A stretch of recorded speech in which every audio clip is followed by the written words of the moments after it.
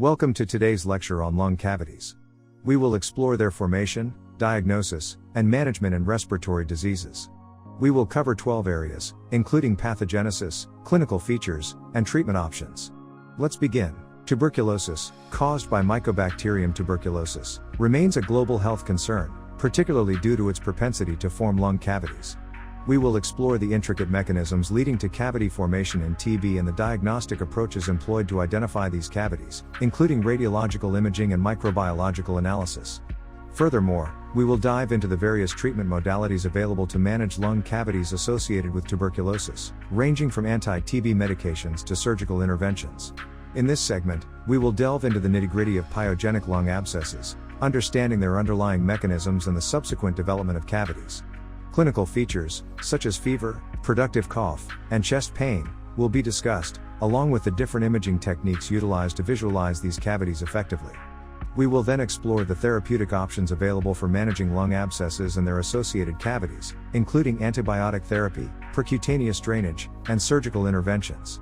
Fungal lung infections can result in the development of lung cavities due to necrosis and tissue destruction. During this segment, we will dissect the etiology behind these infections, focusing on notorious pathogens like Aspergillus and Histoplasma. Radiographic patterns seen in fungal infections, including the halo sign or air crescent sign, will be elucidated along with the diagnostic strategies employed, such as serological tests and fungal cultures.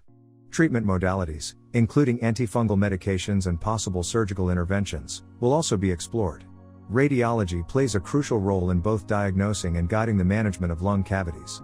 In this segment, we will analyze the utility of imaging techniques like computed tomography, CT, and bronchoscopy in identifying and characterizing lung cavities. We will also discuss the importance of image-guided procedures, such as transthoracic needle aspiration or biopsy, in obtaining diagnostic material from the cavities. Furthermore, the utility of radiological imaging in monitoring therapeutic response and guiding interventions like cavity drainage will be explored. Surgical interventions play a pivotal role in the management of complex lung cavities. In this segment, we will decipher the indications for surgical intervention in patients with massive or complicated cavities. Various techniques, such as lung resection or cavity drainage, will be elucidated along with an in-depth discussion on their respective outcomes and potential complications. The role of minimally invasive procedures, like video-assisted thoracoscopic surgery, VATS, will also be explored. Drug-resistant tuberculosis poses a significant challenge in the management of lung cavities.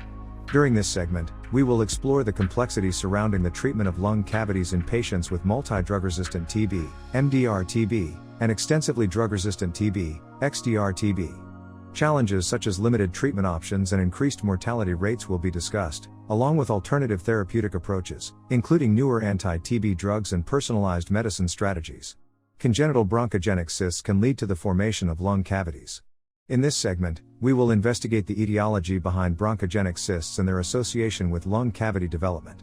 Diagnostic imaging strategies, such as CT scans or magnetic resonance imaging, MRI, will be discussed in detail, focusing on their ability to characterize these anomalies accurately. Surgical management approaches for bronchogenic cysts and associated cavities, including complete cyst excision or cavity drainage, will be explored. Immunocompromised individuals are at an increased risk of developing lung cavities due to various opportunistic infections.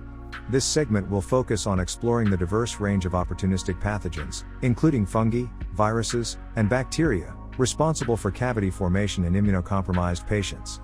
We will delve into the diagnostic challenges encountered in such cases and discuss the available treatment options, ranging from antiviral and antifungal medications to specific antimicrobial therapy.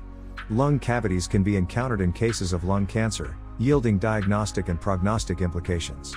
In this segment, we will examine the occurrence and radiographic characteristics of lung cavities in patients with lung cancer.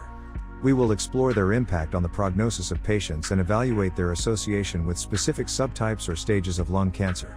The role of cavity biopsy in the diagnosis and the potential utilization of molecular testing will also be discussed. Actinomycosis, an infection caused by the anaerobic bacterium Actinomyces, can result in the formation of lung cavities.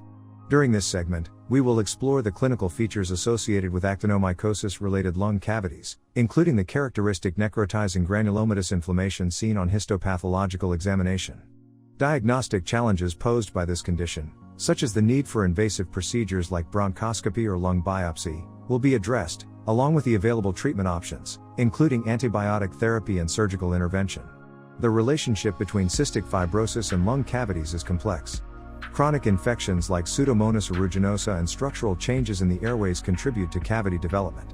Treatment options include aggressive antibiotic therapy and airway clearance techniques. In this section, we will discuss how parasitic infections, such as Actinomycosis or Actinomycosis, can lead to lung cavities.